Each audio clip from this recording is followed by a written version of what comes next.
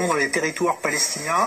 Là aussi, qu'est-ce que vous comptez, quelle est votre démarche vis-à-vis justement de ces territoires, avec évidemment le contexte actuel et toujours de négociations qui n'avancent toujours pas entre Israéliens et Palestiniens? Oui, moi je ne suis pas du tout, et j'en m'en prémunis sur ce sujet. Il y a un projet suite à la visite du président François Hollande. De la même façon qu'ici, quand même, une des raisons de ma visite, c'est aussi deux choses qui sont quand même très importantes. D'accroître l'enseignement du français. C'est un sujet très préoccupant. Nous avons une communauté française très importante. Qui grandit de plus en plus. Elle est appelée à s'élargir et nous avons une baisse de l'enseignement du français. Donc ça, c'est pour moi inacceptable, et donc je viens voir de quelle façon nous allons pouvoir améliorer les choses. Deuxièmement, vous le savez, il y a la question, on ne se cache pas derrière son petit doigt, qui est celle de l'enseignement de la mémoire de la Shoah. Et donc, je viens aussi, nous travaillons en France sur ces questions, nous avons fait des choses, nous continuons à en faire, on peut en faire davantage, et donc je viens aussi travailler sur ces questions. Alors, du côté palestinien, c'est aussi des questions de coopération éducative, avec l'idée de créer ce lycée franco-palestinien à Ramallah, une très grande demande des Palestiniens sur des questions que je voudrais développer ici, parce qu'on a une excellence française quand même sur les lycées professionnels, et donc une demande concrète qu'à un moment donné, plutôt que de faire des très grands projets, des grandes déclarations, on soit capable de créer une unité qui, direct, professionnalise et permet à de jeunes Palestiniens de trouver un emploi, de s'insérer. Ça, la France sait le faire. J'ai une direction des relations internationales au ministère de l'Éducation qui est opérante pour ça. On est présent en Amérique du Sud, on est présent en Asie, on est présent... Et je souhaiterais qu'on puisse avancer avec les Palestiniens pour qu'il y ait des raisons d'espérer.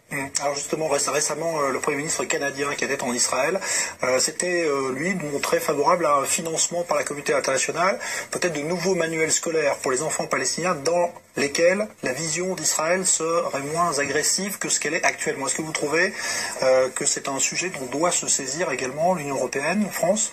L'éducation à la paix, vous le savez d'ailleurs, que ce soit la France ou l'Union européenne, nous sommes les premiers bailleurs de la volonté de faire avancer les choses dans le sens de la paix. Ça veut dire d'abord de la démocratie.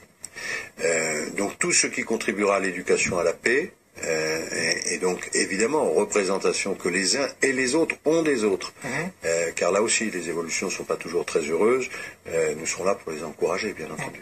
Alors justement, vous parliez d'éducation et de la Shoah en France. On voit qu'il y a en ce moment un grand débat sur cet antisémitisme qui s'affiche ouvertement dans les rues de Paris. On l'a vu l'autre jour avec l'affaire Dieudonné.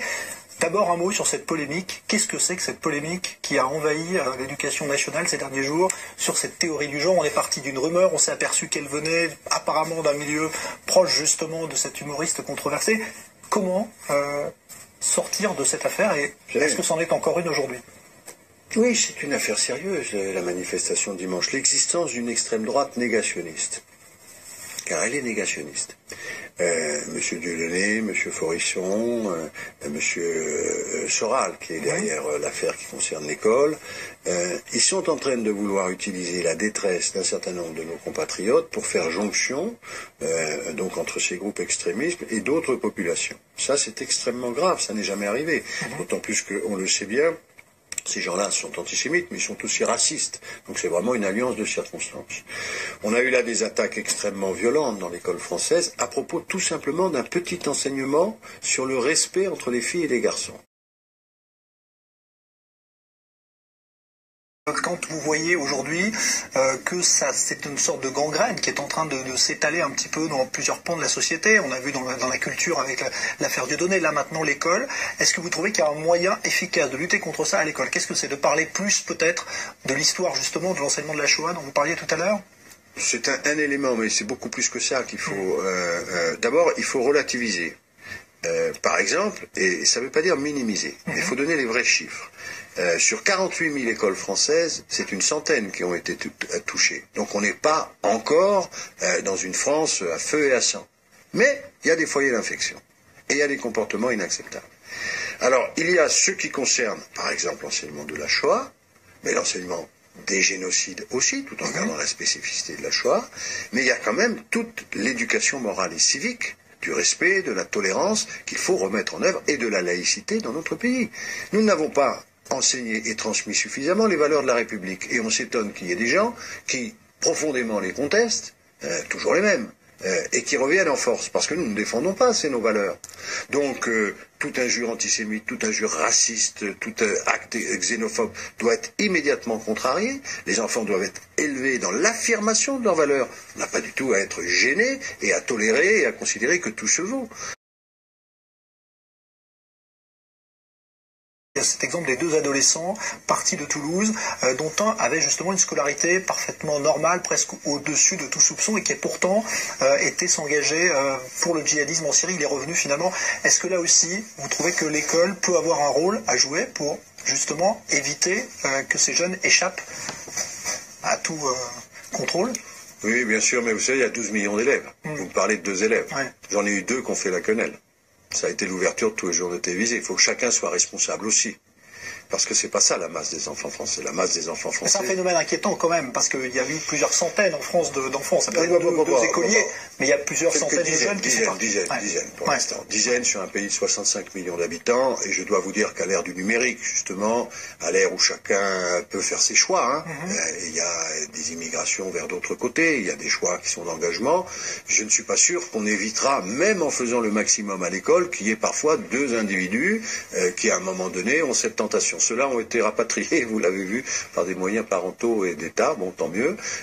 C'est une réalité. Vous savez, l'école ne peut pas être totalement à l'abri des réalités du monde.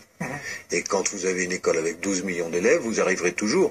Heureusement, on essaie de le cacher aux médias. Mais sur 12 millions d'élèves, tous les jours, j'ai des faits divers. Tous les jours. Comment ça serait possible? Bon.